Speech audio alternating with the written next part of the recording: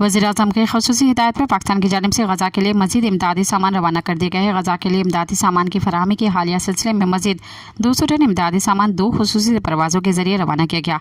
Islamabad international airport से 100 ton इमदादी सामान पर मुश्तमिल 18वीं खेप बज़रिया ख़ुसूसी परवाज़ रवाना की गई है। क़बल अज़न 100 टन इमदादी सामान पर मुश्तमिल 17वीं खेप 7 अगस्त को रवाना की गई थी।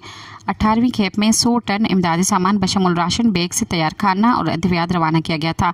अब तक 18 इमदादी खेपों के ज़रिए भेजी गई इमदाद का मजमूई वज़न 1815 टन है। सामान रवानगी की तकरीब में वफाकी वज़ीर इत्तलात अताउल्लाह तारड़ ने बतौर मेहमान ख़ुसूसी शिरकत की। इस मौके पर फ़लस्तीनी सफ़ीर समेत हुकूमती नुमाइंदे और NDMA के आला अफसरान भी मौजूद थे। वफाकी वज़ीर ने सामान की फ़ौरी रवानगी यकीनी बनाने पर NDMA और दीगर फलाही इदारों की कोशिशों को सराहा। उन्होंने इस अज़म का अहदा किया कि पाकिस्तान इस मुश्किल वक्त में फ़लस्तीन की आवाम के साथ खड़ा है और उनकी ज़रूरियात को पूरा करने की हर मुमकिन कोशिश करेगा। सब्सक्राइब कयो अवामी न्यूज़ HD के ताज़ा तरीन ख़बरुन ला ॾिसंदा रहो अवामी न्यूज़ HD।